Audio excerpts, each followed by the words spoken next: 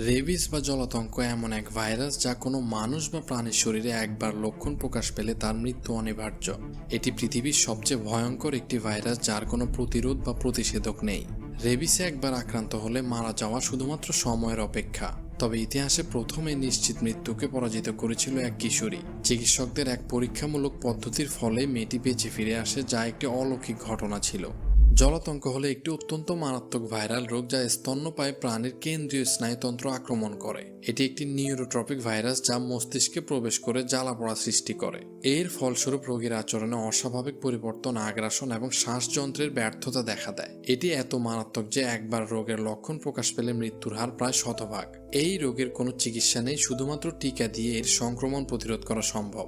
বিশ্বে প্রতি বছর 60,000-এরও বেশি মানুষ রেবিসে আক্রান্ত হয়ে মারা যায়। এর মধ্যে সবচেয়ে বেশি মৃত্যু ঘটে এশিয়া ও আফ্রিকার দেশগুলোতে। শুধু ভারতেই প্রতি বছর 20,000-এরও বেশি মানুষ রেবিসে আক্রান্ত হয়ে প্রাণ হারায়। ভারতে পথকুকুরের একটি বিশাল সংখ্যা রয়েছে যাদের বেশিরভাগই টিকাকরণ পর্যাপ্ত নয়, এবং ভারতের বড় একটি জনসংখ্যা রেবিস সম্পর্কে সচেতন না হওয়ায় মৃত্যুর হার অনেক বেশি।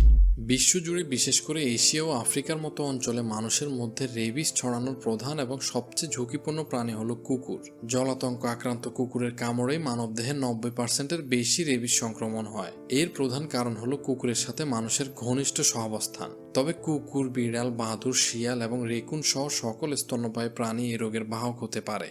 যখন কোনো প্রাণী রেবিসে আক্রান্ত হয়, প্রথম দিকে শান্ত, উদাসীন বা ভীতু হয়ে যায়। এই সময় লালা নিঃসরণ সামান্য বৃদ্ধি পেতে পারে। ভাইরাসটি যখন পুরোপুরি মস্তিষ্কে প্রভাব বিস্তার করে, তখন স্নায়ুতন্ত্রের মারাত্মক ক্ষতি শুরু হয়। প্রাণীরা অত্যন্ত উত্তেজিত ও আক্রমণাত্মক হয়ে ওঠে। সামান্যতম উস্কানিতেও কামড়াতে বা আক্রমণ করতে চায়। উদ্দেশ্যহীনভাবে ঘুরে বেড়ায় এবং যা কিছু সামনে পায় তা কামড়ানোর চেষ্টা করে। শরীর ধীরে ধীরে প্যারালাইসিস হতে থাকে এবং অবশেষে শ্বাস প্রশ্বাস বন্ধ হয়ে প্রাণীটি মারা যায়।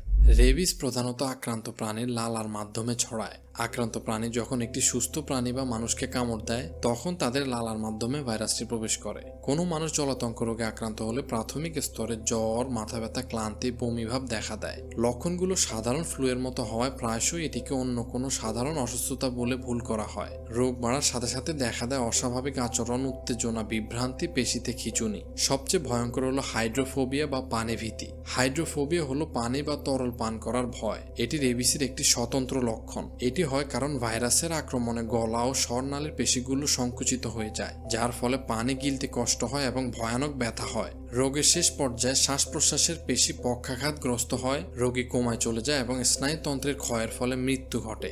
লক্ষণ প্রকাশের পর 7 থেকে 14 দিনের মধ্যে মৃত্যু অনিবার্য।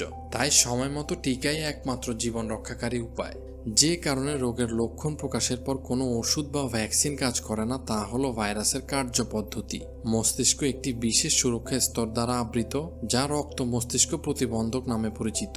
এই স্তরটি মস্তিষ্ককে রক্তে থাকা বিষাক্ত পদার্থ বা অন্যান্য ভাইরাস থেকে রক্ষা করে। রেবিস ভাইরাস কামড়ের স্থান থেকে স্নায়ু হয়ে মস্তিষ্কে পৌঁছায়। একবার এটি মস্তিষ্কে পৌঁছে গেলে এটি দ্রুত এবং মারাত্মকভাবে স্নায়ুকোষ বা নিউরনগুলো আক্রমণ করে ও ধ্বংস করে দেয়। রেবিস ভাইরাস স্নায়ুর মাধ্যমে মস্তিষ্ক আক্রমণ করে, কিন্তু এই প্রতিবন্ধক ভেদ করে না। একবার ভাইরাস মস্তিষ্কে পৌঁছে গেলে ওষুধ বা অ্যান্টিবডি রক্ত মস্তিষ্ক প্রতিবন্ধক ভেদ করে সহজে মস্তিষ্কের ভেতরে প্রবেশ করতে পারে না, এবং ধ্বংস হওয়া স্নায়ুকোষগুলোকে রক্ষা করা সম্ভব হয় না।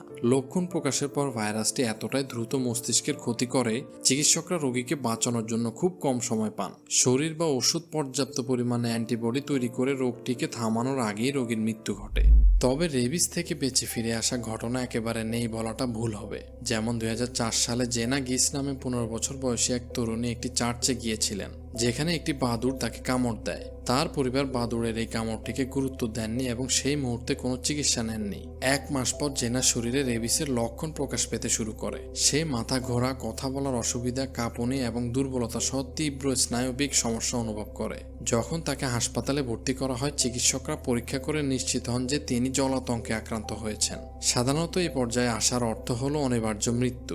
জেনার ক্ষেত্রে প্রচলিত চিকিৎসার ব্যর্থতা জানার পর চিকিৎসকরা একটি পরীক্ষামূলক পদ্ধতির প্রস্তাব দেয়, যা পরে মিলওয়াকি প্রোটোকল নামে পরিচিত হয়। রেবিস ভাইরাস মস্তিষ্কে ধ্বংসাত্মক কাজ শুরু করে। প্রোটোকলের উদ্দেশ্য ছিল ভাইরাসটিকে ধ্বংস না করে ভাইরাসের কাজ শেষ হওয়ার আগ পর্যন্ত মস্তিষ্ককে সুরক্ষা দেওয়া। জেনাকে কৃত্রিমভাবে কোমাতে রাখা হয়। এর ফলে তার মস্তিষ্কের কার্যকলাপ এবং অক্সিজেনের চাহিদা উল্লেখযোগ্যভাবে কমে যায়। একই সাথে তাকে প্রচুর পরিমাণে অ্যান্টিভাইরাল ওষুধ দেওয়া হয়। চিকিৎসকরা আশা করেছিলেন যে কোমায় থাকার ফলে জেনার শরীরের রোগ প্রতিরোধ ব্যবস্থা নিজেই ভাইরাসের বিরুদ্ধে অ্যান্টিবডি তৈরি করতে পারবে। এক সপ্তাহ পর জেনাকে চিকিৎসকরা কোমা থেকে বের করে আনার পর পরীক্ষা করে দেখা যায় তার শরীরের রোগ প্রতিরোধ ব্যবস্থা সফলভাবে রেবিস ভাইরাসের অ্যান্টিবডি তৈরি করেছে। তবে রেবিস তার মস্তিষ্কে পার্মানেন্ট কিছু ক্ষতি করেছিল। সে কথা বলা ও হাঁটাচলা করার সক্ষমতা হারিয়ে ফেলেছিল। জেনাকে দীর্ঘ সময় পুনর্বাসন প্রক্রিয়ার মধ্য দিয়ে যেতে হয় কথা বলা ও হাঁটাচলা শিখতে, এবং তিনি ধীরে ধীরে স্বাভাবিক জীবনযাত্রায় ফিরে আসেন। এটি ছিল রেবিস আক্রান্ত থেকে বেঁচে ফিরে আসা প্রথম ঘটনা।